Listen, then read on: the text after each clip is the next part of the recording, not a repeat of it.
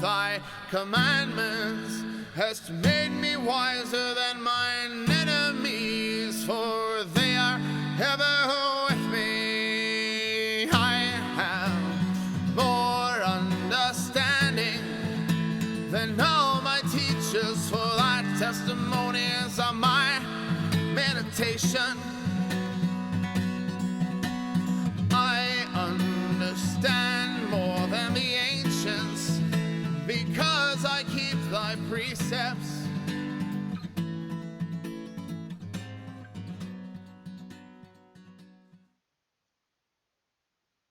Okay, good morning. Welcome to Line by Line Bible Studies. We're continuing in the Gospel of Luke, chapter 6, verse 40. And a lot of very dense, important teaching here, but the first one here is...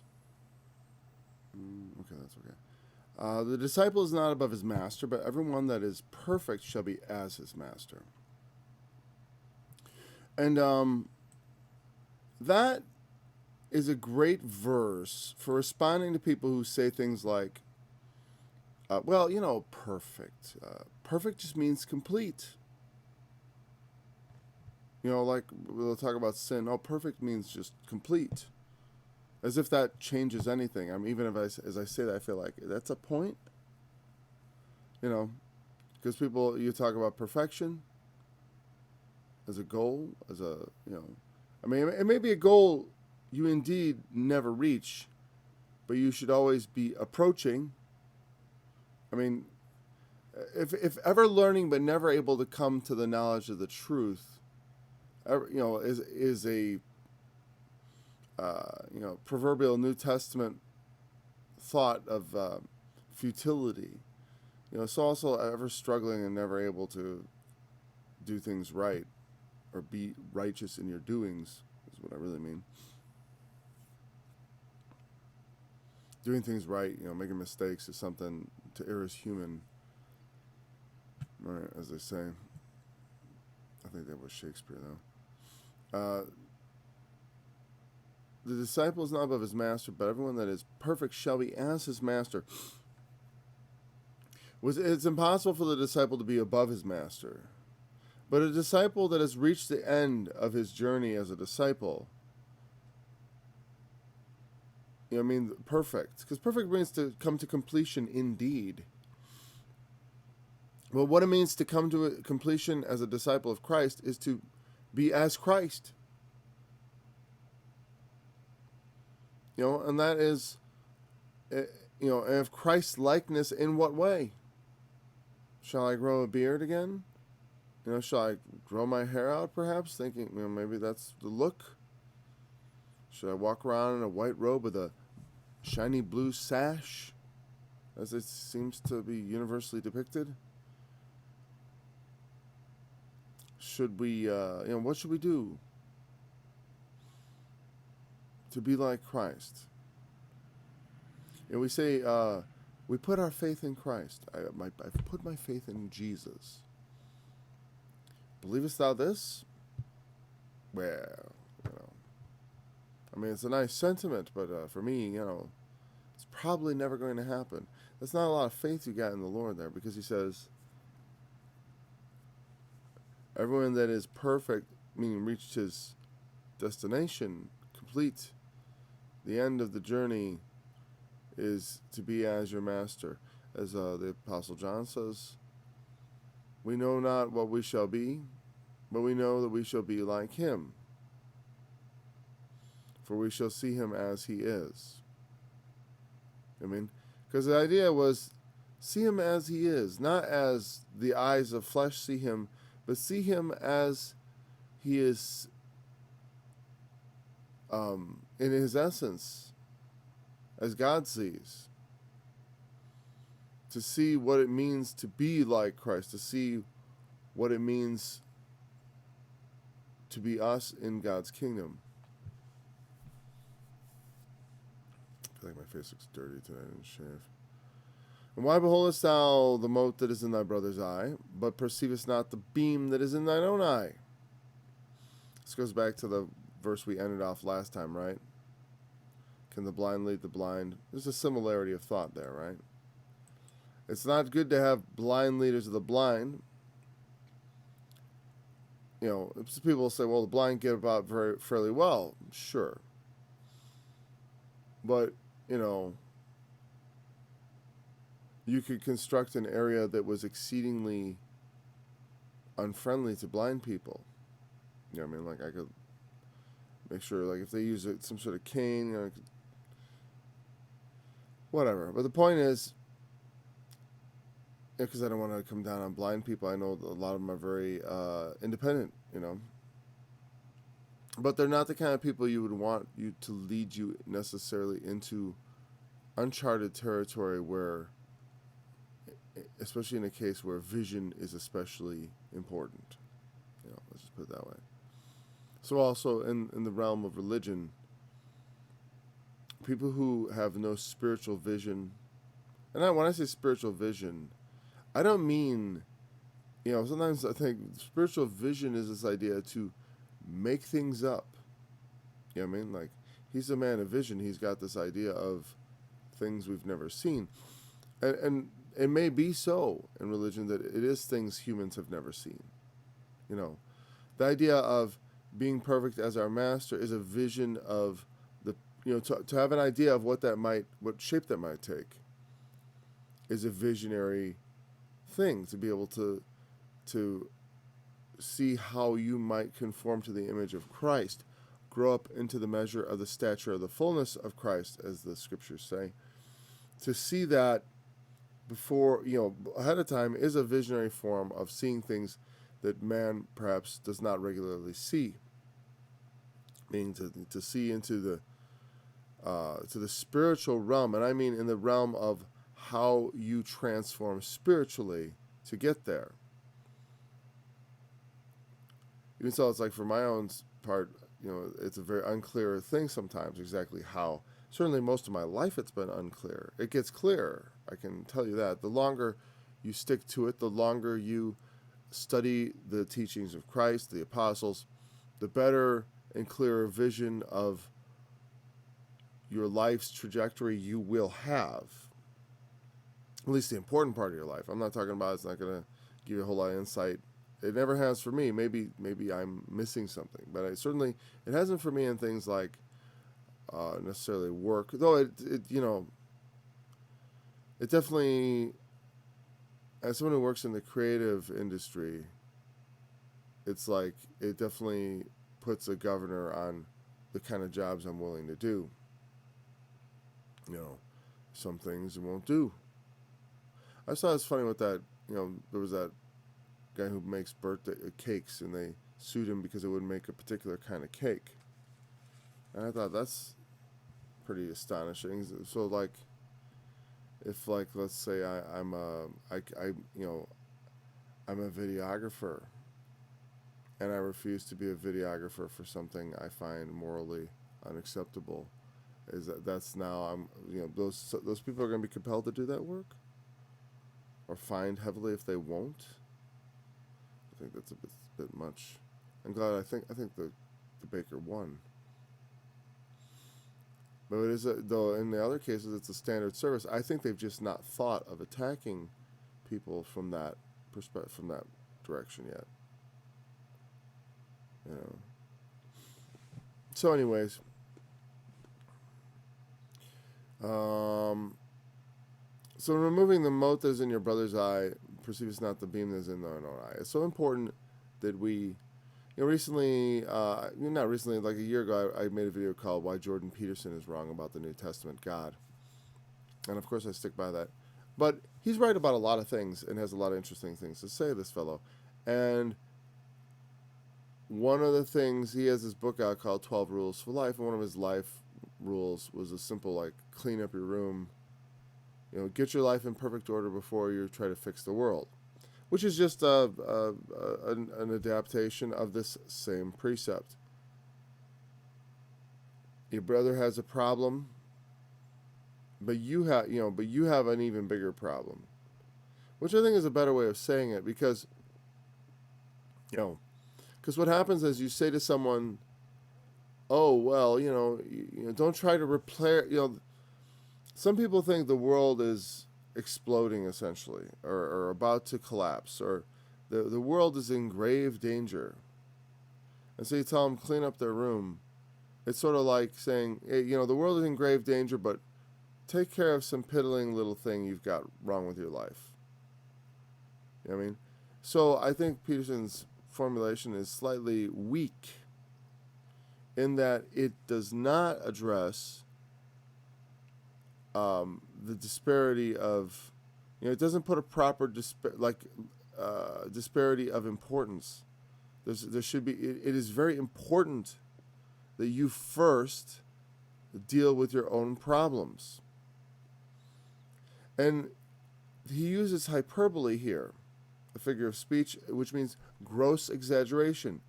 I remember someone saying, I don't think Jesus would ever use hyperbole. I'm like, you've never heard about the beam in the eye thing? I don't think Jesus would ever use hyperbole or irony or sarcasm. No. The beam that is in thine own eye. He uses figures of speech. If you're not careful about that, it's like you might even be using humor. In fact, I think I saw an adaptation of the gospel into a movie. There's so many, where Jesus kind of humorously sticks a big stick out of his eye and walks around like, oh, hey, like he's not able to see properly, which of course you wouldn't be able to. But you've got a beam in your own eye. And what it's saying is when you yourself are blinded or you've got something in your eye, that is a serious handicap which makes you not just ineffectual, but like it makes it inappropriate for you, even dangerous. There was a word I wanted, but it didn't show up. But dangerous is good enough, will do. It's dangerous for you to go around trying to help other people when you've got your own condition. I remember when the Three Stooges used to do comedy about a doctor or a dentist or something. One of them would always whip out his glasses, which were like this thick. Not that thick, but they were thick. They're thick. And he'd put them on, and he'd be worse, more blind than he was before. And about to do this, because it's funny to think about someone who does not see properly trying to do something that requires very precise vision. So we need to have, whether we're teaching people how to be Christians, which is an important thing for people to learn, because being a Christian, believing in Jesus makes you a Christian. But believing in Jesus does not mean just accepting a set of facts about the existence of God and Jesus' sacrifice. I think most people instinctively understand this. Most Christians do get this. But I think their lack of familiarity with the Gospels causes them to become, many of them, and because the unwillingness of pastors to really push it, become a little slack in their execution of that faith in terms of all the things, the duties and obligations of a Christian.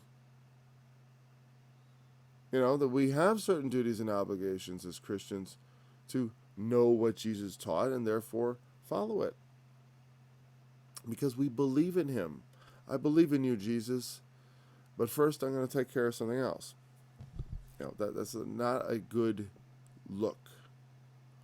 So, it is of the utmost importance we get our own house in order, yes. But it is not the difference between a dirty room and a dying planet. Your problem is the elephant in the room. It is the beam. The mote, technically both characters in this have a mote in their eye. They have a speck of dust, a sliver of wood, whatever. I have a little sliver of wood, in my eye. And everyone knows how ridiculous it would be if you have something in your eye to be like, oh, you have something in your eye. Let me help you. Let me help you get it out. Come on. Hold on. It's obviously ridiculous. That quality of having something up, something's wrong, having that going on in our lives makes us, is transformed when trying to fix someone else's problem. Goes from being a very small thing, I've got something in my eye, to being a big deal, I've got a beam in my eye. You might as well have a beam for all the good you can do in trying to help someone else fix their problems. Or much less, I've got a speck in my eye, I'm going to do open heart surgery. You see how that speck is now a beam? I've got a splinter in my eye, a small hunk of wood, I can but I'm going to go ahead and do open heart surgery anyways. So it is when people who don't have experience, that's why the whole clean up your room, it's got this idea, it's like, and I'll mention this because it's a thing that's going around in the world today, the idea of clean up your room before set your own life in perfect order before you go and fix the world is actually the whole thing. And it's codified and clean up your room. But, if you can't show yourself competent in small things, and this is in the gospel, if you can't be faithful in that which is least, who will commend unto your trust the true riches? Jesus taught. Meaning, if we are faithful in small things, that demonstrates competence and readiness for greater challenges. So, if we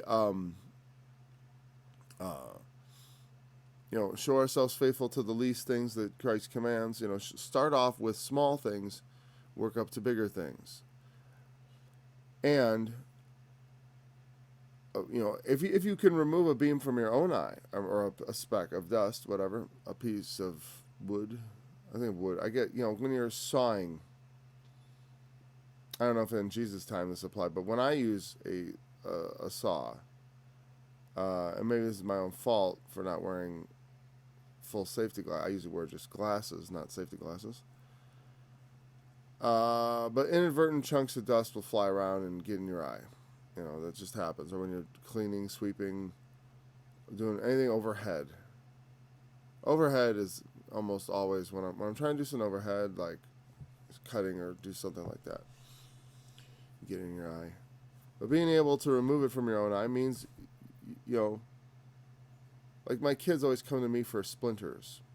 They get a splinter in their finger, Dad takes care of it. I've had a lot of practice removing my own splinters. And if I can remove my own splinter, that's a handicap, because I have, if I have a splinter in my left hand, that means I only got the use of one hand. And maybe hold a flashlight in my mouth and get the magnifying glass out and cut it out. If I can do it for myself, I'm probably going to be even better if I have the use of both hands. So, one who does deal with their own problems is, as Jesus says, let's see, either canst thou say to thy brother, brother, let me pull out the mote that is in thine eye, when thou thyself beholdest not the beam that is in thy own eye. You hypocrite. Sorry, I mumbled through that. Thou hypocrite, first the Luke is significantly different in its wording. It throws me, because I think in my mind, most of my references come from Matthew. Thou hypocrite. And that's because I've been reading Matthew since I was young. Because every time I think to myself, I'll start reading the Bible, when I'd start on the New Testament, I'd always start at Matthew. And then kind of I'd get to Mark. I think I remember I never even got to the epistles of Paul as a young man, because I thought I had to start at the beginning. But I knew there were two testaments, so sometimes I'd start at the beginning of the New Testament, or at the very end, at Revelation. I guess I thought that was okay. But I thought, how am I going to understand Romans and all that if I don't understand the Gospels? And there's some truth to that.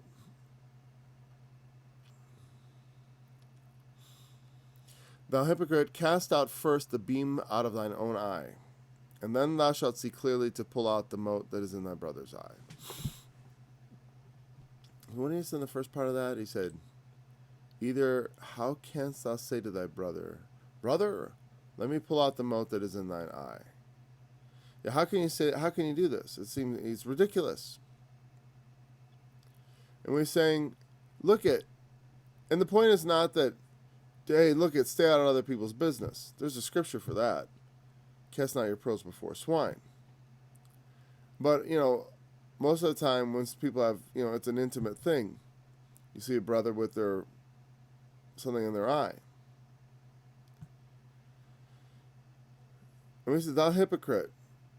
Hypocrite, hypocrites in Greek. Oh, where did I lose my verse? I just suddenly teleported to another chapter. Okay.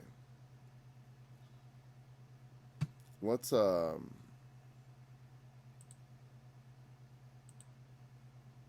we go. Verse 40 something.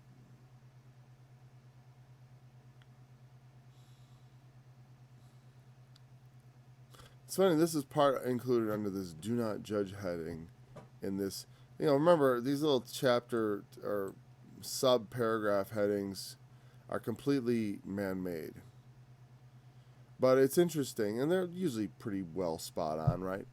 But all this is put into do not judge, including let me pull the speck out of your eye, the mote. So the hypocrite, hypocrites, yes. And it means, apparently according to the quick definition, one who answers, an actor, a hypocrite. And we know what it means to be a hypocrite, I think. It's a little weird because it literally means a stage player.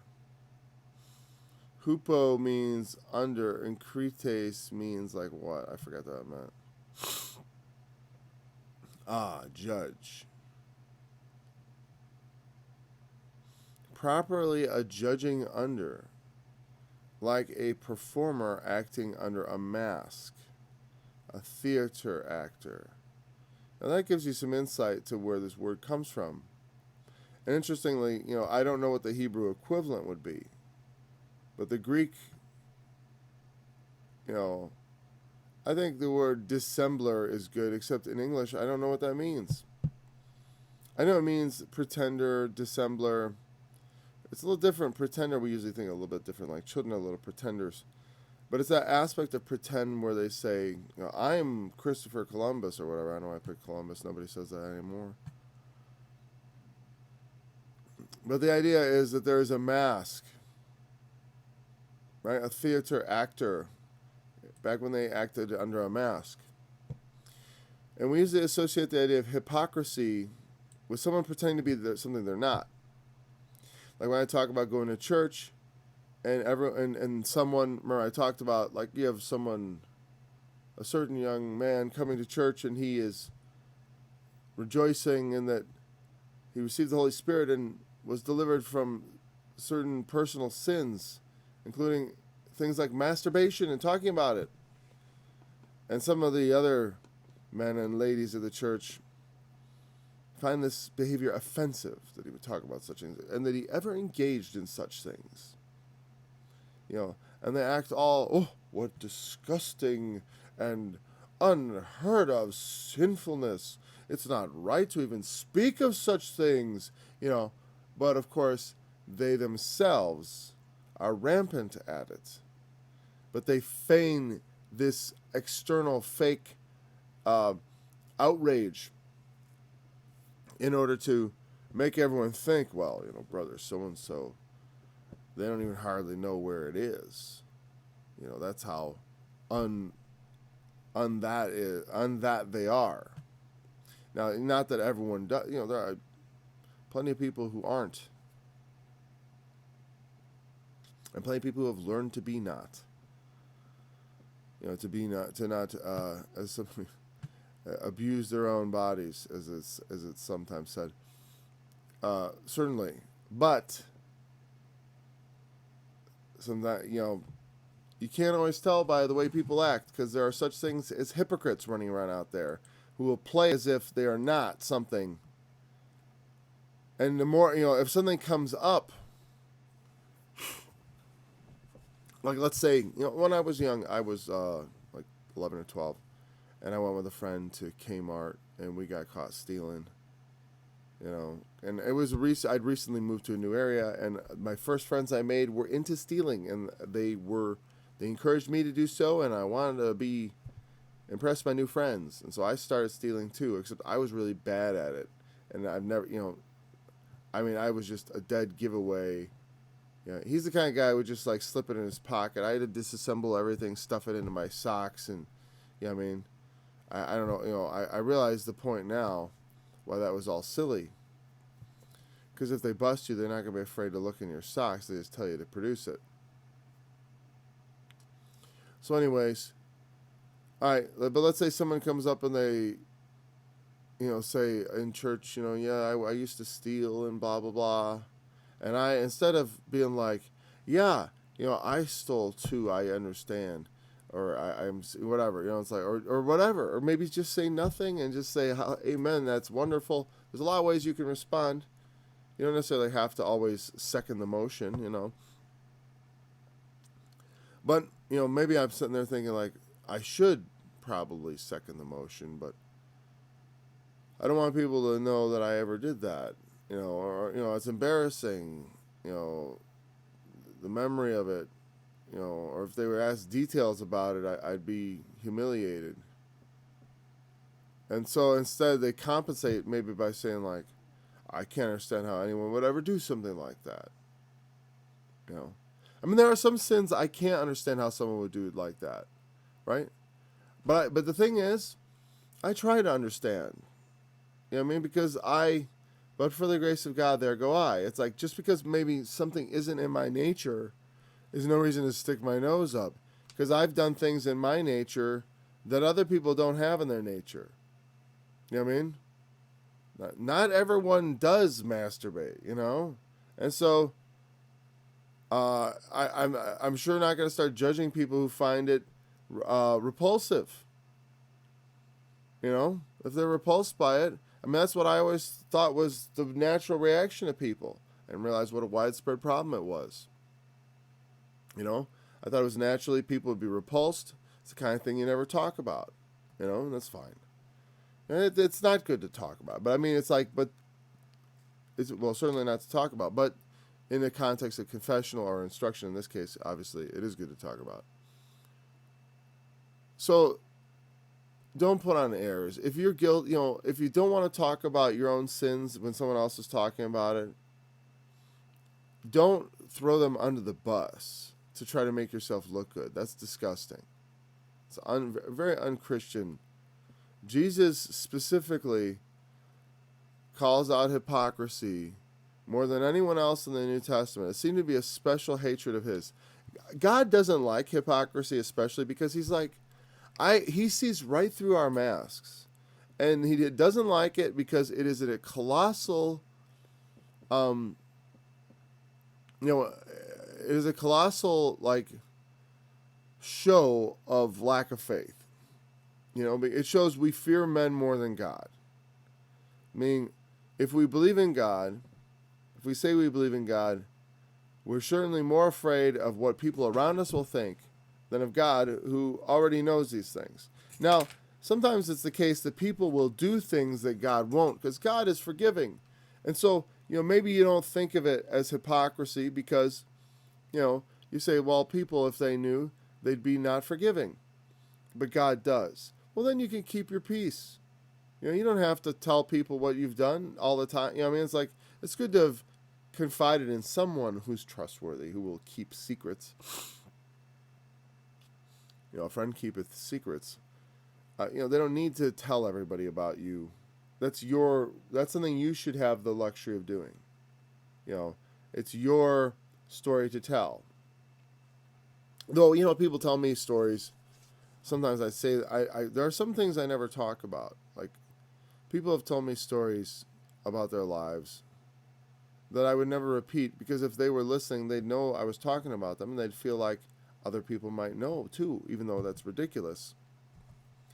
But, you can always talk about them anonymously, as long as you make sure you don't, at all hint who you're talking about. It's like, I know a person, I wouldn't even, I wouldn't turn it into a parable as if there was it's like as if there was someone from this, St. Louis, someplace far away, who did something, like make it clearly hypothetical, or like you heard a story about somebody, because it's true. You're not lying or anything. I heard a story about somebody who had this happen to them. You have to say like, oh, it was my brother, or oh, it was your sister, or it was somebody, you don't have to like throw people under the bus. Certainly not to make yourself look better. That is reprehensible. Do not throw people under the bus to make yourself look good. And it's like I bet I've done that at least once or twice. Have I? I don't know. I mean, maybe not throw them under the bus, but I mean, it's like I've certainly been a hypocrite on an occasion or two. Yeah, I mean, most people have. If you search yourself, it's the kind of thing you don't want to believe about yourself. But have you ever acted falsely under a false part, pretend to be something you're not? I don't mean smiling when you're feeling down or frowning when you're feeling, smiling when you're feeling down is always considered a little more, frowning when you're feeling good is always kind of weird. Right?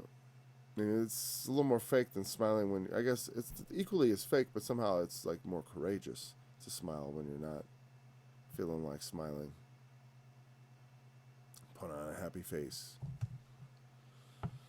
I think it's because, is an interesting thing, is happy faces tend to brighten others. They tend to lift the scene, right?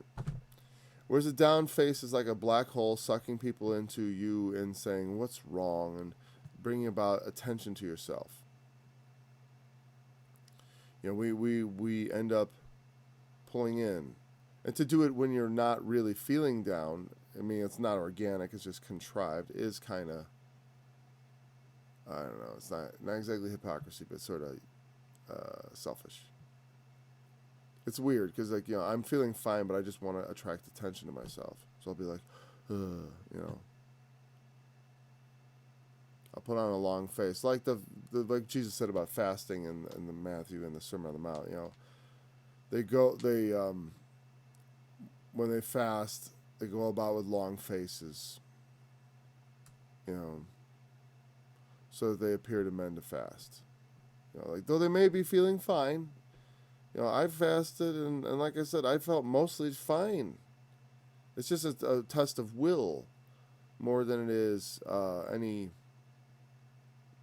Well, after a few days, though, you will feel unenergetic if you try doing things particularly difficult, but, whatever. It's not a big deal. You don't need to be like, oh, I'm fasting. Especially some of the fasts people put on. It was like the Catholic fast of Lent, like, we're giving up meat, only fish. Now, for some people, think fish is a delicacy. And sometimes it's more expensive than meat, red meat. I mean, it's just like, we're just whatever. It's a very small sacrifice, I'll say that. And we don't get red meat around here, but maybe once a month. Well, no, we do. More than that now. But it's the 80-20 meat missile. Maybe you know what that is. For a good tree bringeth not forth corrupt fruit, neither doth a corrupt tree bring forth good fruit. There's a sense that does seem conclusive to the previous verse, doesn't it? It seems like he's building on the same thought, as far as like the way it's written. It doesn't seem that nakedly from what he's saying. And it's a harsh truth that good trees bring forth good fruit. Corrupt trees bring forth corrupt fruit.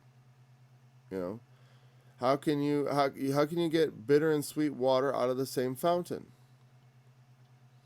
Now, human beings are walking contradictions, right? They will do bad and good.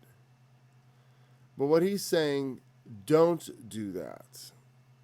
When he says this, he's not saying people aren't like this. There are bad people who do good things.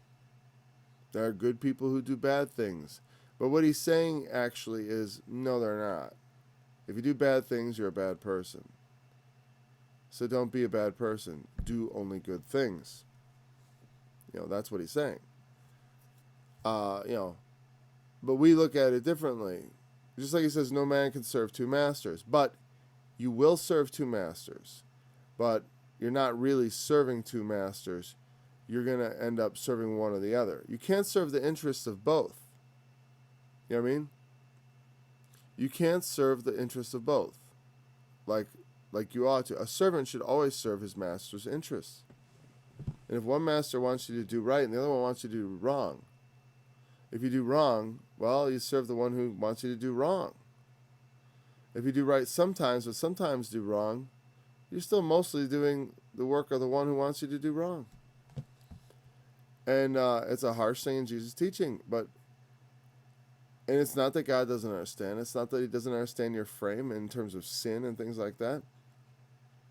But the point is, it ought not to be so.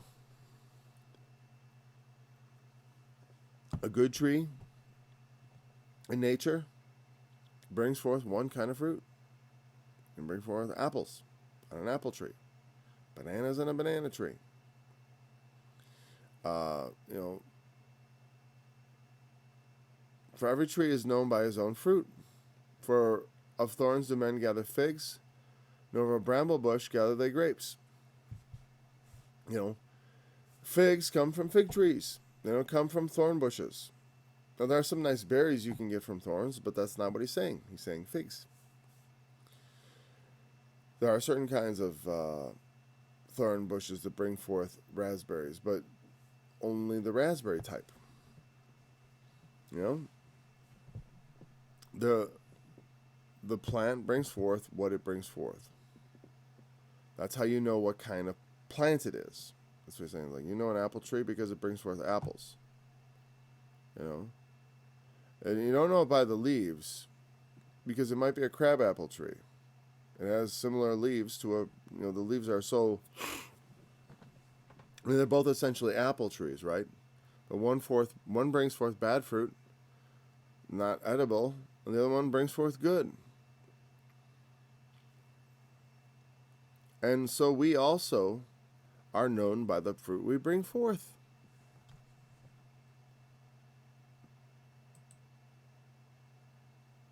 And let's just let him put it here. All right, we got that. He gave it to us in parable form. Let's look at it in plain English. A good man, out of the good treasure of his heart, bringeth forth that which is good. And an evil man, out of the evil treasure of his heart, bringeth forth that which is evil. For of the abundance of the heart his mouth speaketh. That's a verse I quote quite frequently, actually. Out of the abundance of the heart the mouth speaks.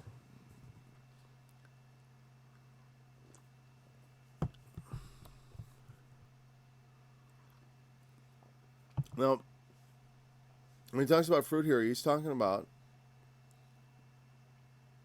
the mouth, right? So is it just words? Well, no. There's another place in I'm thinking of the place in Mark where it talks about like that. Sorry. Yawn. Sorry. Where he's talking about eating food, and he's saying, nothing going into a man defiles him, but that which cometh out of a man defiles him. For out of the heart comes forth murder, fornication, adultery, drunkenness. I don't think he mentions drunkenness, lies, whatever. I forget the whole list. But out of the heart does come forth drunkenness. You know what I mean? Like, that's where drunkenness starts, in the heart. It starts in, I want to drink. It's not the actual drinking. Does it make you drunk? Sure. But it isn't like, I ate some turkey and it made me want to drink. It's like the things that go into you aren't what cause you. It's what comes out of you. The abundance of the heart. The mouth speaks, the hands move, the eyes look. You know? The heart is what's governing the limbs and the members of the body.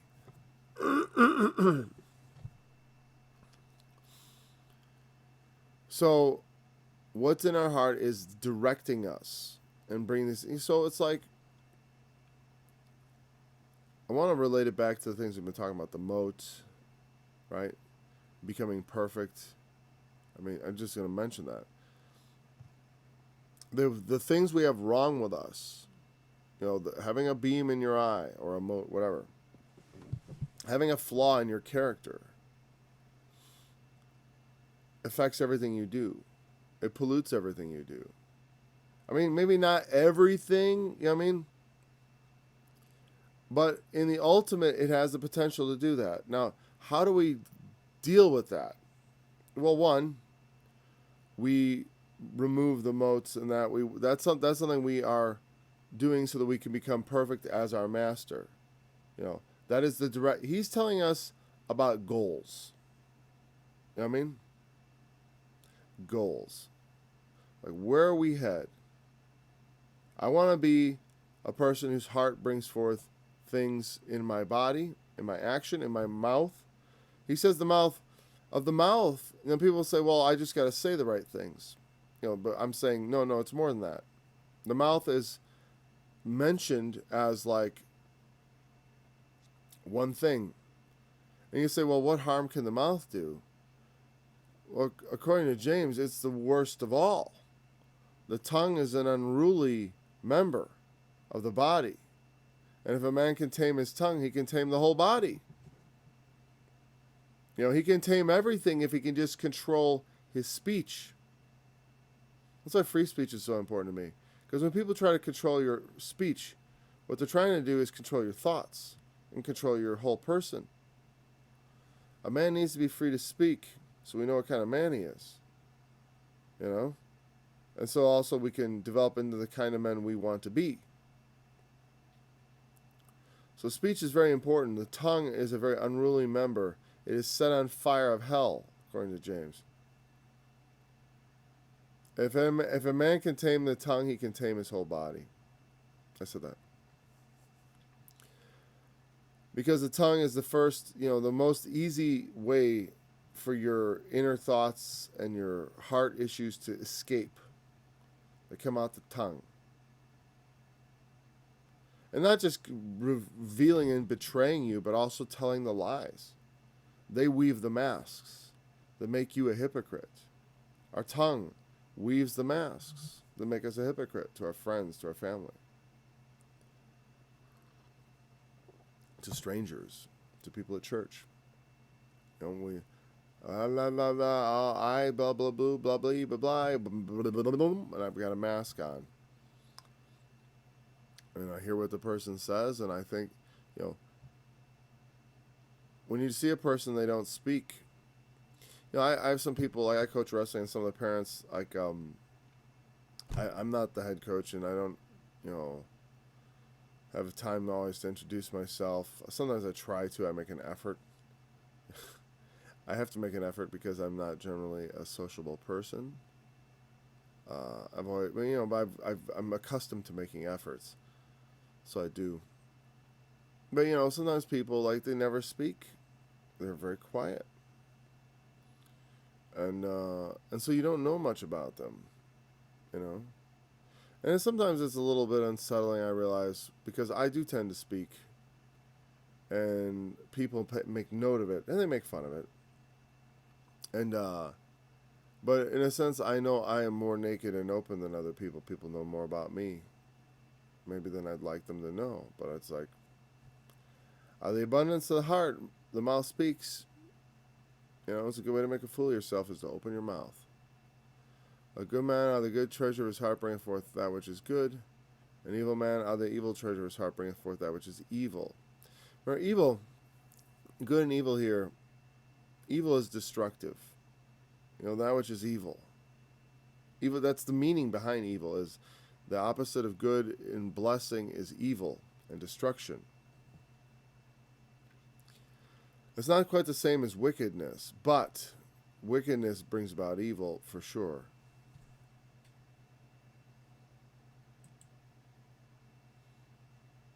Don't want to go on yet. And sometimes, our mouths will betray us. We'll say things, because it's in our heart. Whatever. But the idea is, that's why doctrine is important. Learning to say the right things. I want to get up here in front of all of you and say the right things. Doesn't it start off saying, if the blind lead the blind? Get the mote out of your eye. Watch your tongue. Be careful when you utter anything in the house of God. For God is in heaven and thou upon earth. Therefore let thy words be few. Or you better be very, very well careful about your words. And why call ye me Lord, Lord, and do not the things which I say? Why do you call him Lord and you don't do the things you say? Why do you call him Lord and don't believe the things he says? Do. I'd be happy if Christians just believed the things Jesus said, without qualifying it with all kinds of stuff. Like in the end of Matthew, at the end of chapter 5 of the Sermon on the Mount, he says, "Be ye therefore perfect as your heavenly Father is perfect. Father which is in heaven is perfect." Paraphrase. And I've said, well, Jesus said, they said, well, it means complete. It means, complete. Whatever that means. Doesn't mean righteous? No, it means complete. Doesn't mean holy? No, it means complete. Doesn't mean upright in all your doings, righteous, just, pure of mind, and pure of mind will do. And if you're pure of mind, you're going to be pure. If the mind is pure, everything else is going to be pure enough. God is not, no one's going to hell for stepping in dog poop. It's just not going to happen. Nope. That's not the kind of uncleanness he's really worried about.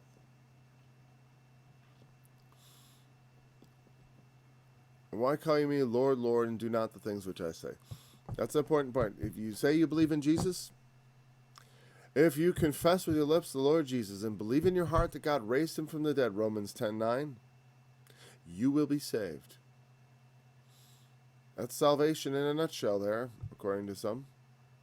Just believe in your heart and you're saved.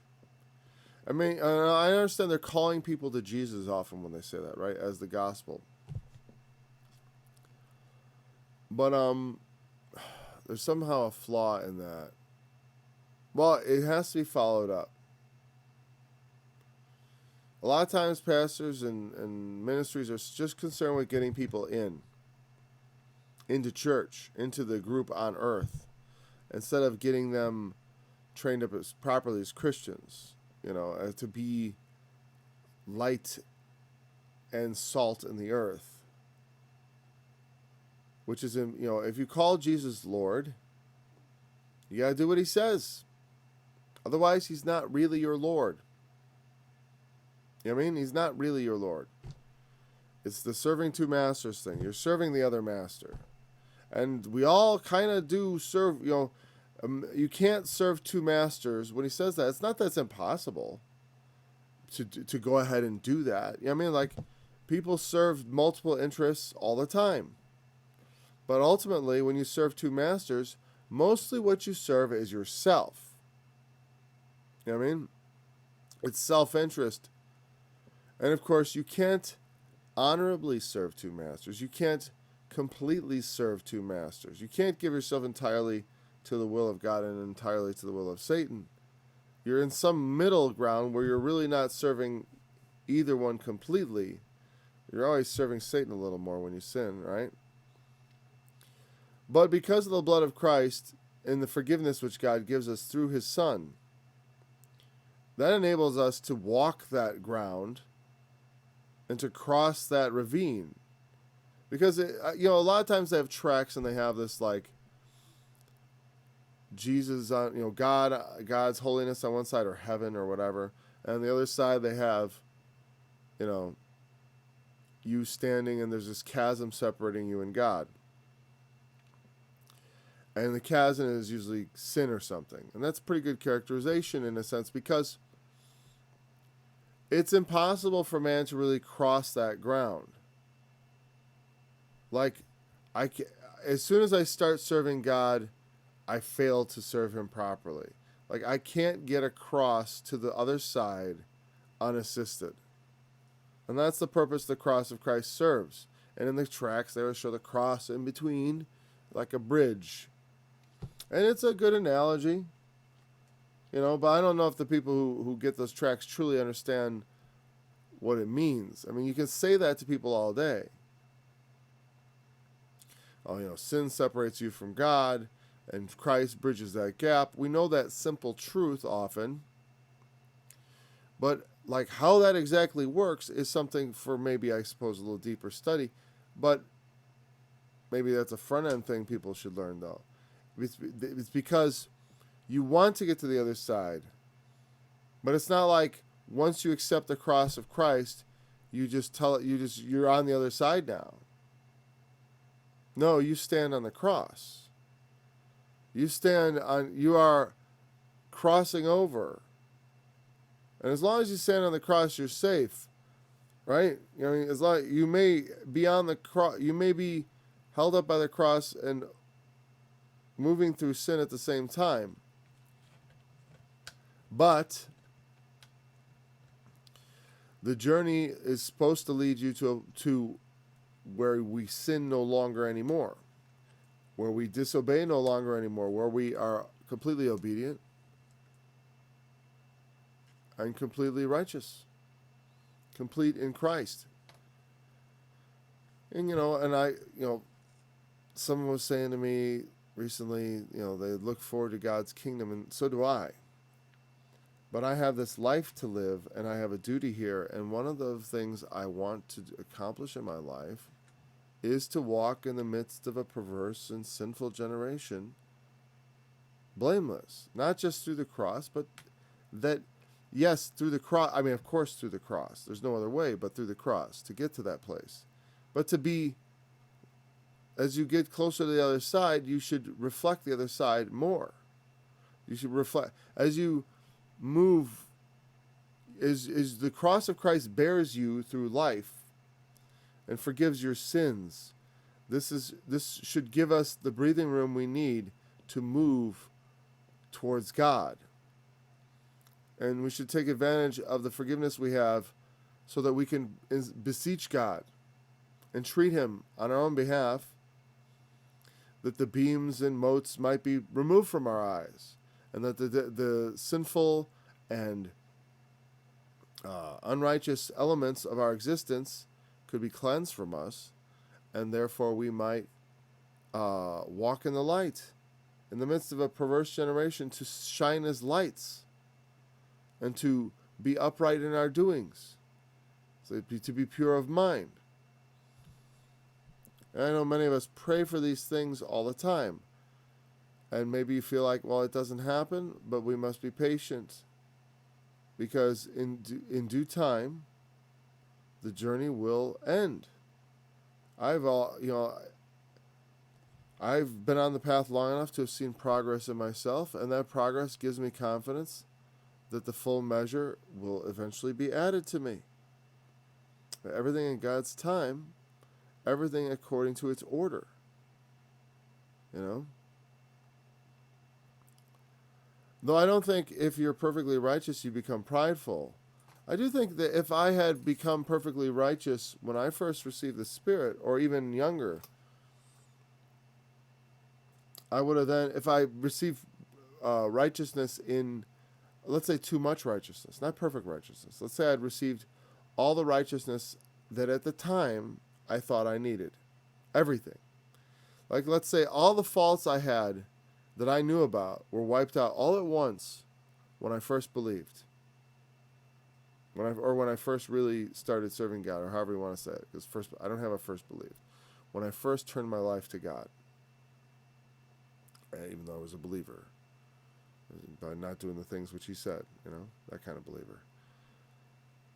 even if I had all those things and they were all removed from me at the time, everything I knew that was wrong with my life, just that. Now, God hasn't made me perfect. He's just taken away the things that I know about. So what I would do is I would think I was righteous. And then when flaws started coming up, and let's say I was told, now you're righteous by someone, I would have become hypocritical and proud and all those things people say that would happen to you if you had obtained righteousness. Because it's not righteousness that makes you proud. It's the lack of self-awareness. It's the sins you don't understand or have yet to commit or haven't moved into that space of life where it's even possible for those sins to be committed. Like, I don't know what the sins of an old man are. I do have a sense, though. At least of some minor ones. There's a pride in age, right? There's a sense of, like, sometimes I'm getting, I know better. And it's frustrating, I'm sure, because many of them do know better. Because they've lived a long time. They have a lot to say and add, perhaps. And they certainly learned lessons. But there's a lot of that to which I am not familiar until I get into that space. See what a bore I can be. Whoever cometh to me and heareth my sayings, whosoever cometh to me and heareth my sayings, and doeth them, I will show to you who he is like. He is like a man which built an house, and digged deep, and laid a foundation on a rock, and when the flood arose, and the stream beat vehemently upon that house, and could not shake it, for it was founded upon a rock. I think I read that weird, but you get the idea. Basically, he laid the foundation on a rock. When the flood arose, the stream beat vehemently on the house, but could not shake it, for it was founded on a rock. But he that heareth and doeth not is like a man that without a foundation built a house upon the earth, against which the stream did beat vehemently, and immediately it fell, and the ruin of that house was great. So, there's the end of the chapter. Now, it looks like I'm missing some verses. Is that really the end of the chapter? I'll confirm that. We're going to, actually, whatever. This is going to be the last thing we cover today, in any case. So I'm not going to check that now. I'll check that afterwards. I think I just missed some verses here for 7. I think that is the end of the chapter. If it isn't, well, it's a new end of the thought, or at least enough of the thought. Oh, I can look on, I don't have to, I can look right here. Let's see. I can look on the, on this Bible collection, and I'm not going to take you with me, because, oh, yeah, that's it. Okay. All right.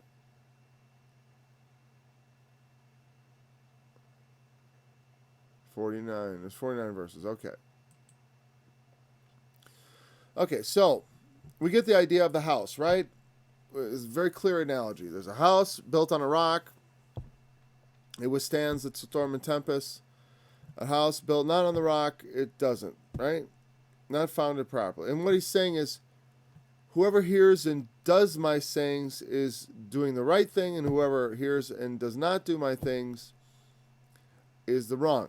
What I want to focus on is not so much trying to break down this house analogy, which is very easy to understand, but what is the essence of doing what he says? Like, what is he saying? What sayings of mine? And do them. What does he want us to do? I could say, because the thing is like, well, don't murder, don't kill. But that's not what he's saying here. Right? So what is the essence of what it means to do here? Well, to me, it's like, it is set your house in order. Deal with your own sins first. Be focused on your own growth and development. I mean, he said, start off, can the blind lead the blind? How are you going to help anybody if you yourself can't see? You got to be like me. Disciple is not above his master. So you got to strive to become like me. You got to be equal to me. You have to be as me. I want you to head towards perfection. And also, of course, going back further, being merciful. Judge not. That be careful about your judge. Because the thing is, Jesus is in another place in John chapter 7, verse 25 or 24. John 7 in the 20s there. He says, judge not after the outward appearance, but judge righteous judgment. There is a place for judgment in Christianity. But you got to be careful about how you do it. You don't want to condemn people, be unforgiving. That's not what judgment is. Being able to discern the difference between good and evil and right and wrong, that kind of judgment, you better do that judgment. But you also got to judge and understand when things are matters of conscience that are left up to the individual. Meaning, if maybe I think tobacco is something I should never do. And I think it's unhealthy and you shouldn't do it. But there are minor things, but not only is it something that's a bit of a matter of conscience, because I think there's a level of, like, someone who enjoys a cigar once a month is not a tobacco addict. If that's how they use tobacco, I'm not going to judge it.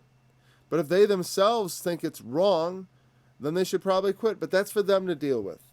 I'm not going to judge people. So if I see someone smoking a cigar, I don't know how much I'm not going to stand in judgment of them.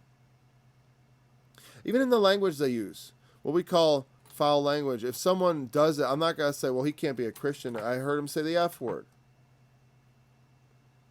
It depends. It's like, it's not exactly Christians. We ought to, we should have no corrupt communication come out of our mouths, it says. But is that really corrupt communication? Corrupt is more like, it's not so much, ow, this effing pipe surely is difficult for me to remove, or I just hit my thumb with a hammer, but I was about to say something exceedingly profane, where it's more like, I was doing something the other day, and it was very wrong, I was doing something I shouldn't be doing the other day, and haha, what a laugh, what a lark. That's corrupt communication. Or, hey, how about we go down and do the thing we shouldn't do, and go and do evil today. We will sit in the place of evil and drink up the evil deeds and the et cetera, et cetera, et cetera. Like, there's corrupt speech. Let's lie and throw this guy under the bus. Let's destroy this person's career. Let's do things corrupt. And what I'm saying is because there are people often who are a little too, I was going to say the word priggish again, but prude, whatever. Meaning, not prude. I'm not meaning that. Like, I'm just saying there are some levels of these things where you don't want to judge people on these borderline cases. Because it's like, oh, he dared do something that, utters syllables. They're just sounds. You know what I mean? But what do they mean? You know what I'm saying? Like, someone hitting their thumb with a hammer and using an expletive doesn't mean anything. In fact, even the FTC, the Federal, not FTC, the communications people, whatever. Some famous guy said, I'm not going to call it a profane word on TV, but he was not saying it in a profane manner, meaning it was a word, but he was using it as a exclamation. And they said since he wasn't talking about anything, it was sexual, he wasn't talking about anything sexual, it's like, so it wasn't using it like that, which was interesting. So they didn't fine him. But you're still not allowed to say that on TV, even as an exclamation. And that's fine. We shouldn't do that. We should rein in our tongue. Careful about judging others, though, because you used to not have a rein on your tongue. You know what I mean? And it's like, maybe you've gotten away from some sins, but when other people come in with them, don't judge them. You used to do the same things. When you see a Christian struggling with a problem you once struggled with, don't be judgmental because you were forgiven of those things. And if they struggle with things you've never struggled with, remember, you had struggles of your own. Maybe not that specifically, but maybe he thinks the thing you struggle with, it's like, it's pathetic. So as the one who's further along on their walk, give the other person the gracious benefit of the doubt. God is kind to the unthankful and to the evil. So should you be. Love your enemies, do good, lend. These are all the things he's saying to do and to be. We covered them over the past several days, this week. This is what he's talking about. These are the things you need to do.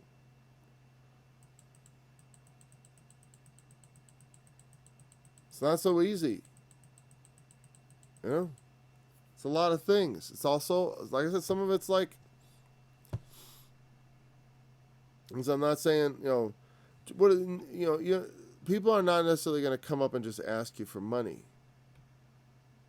But if they did, and let's say it had been, you had had the money, and if it was someone who you loved and you would have given it to them, then maybe you ought to give it to this person also.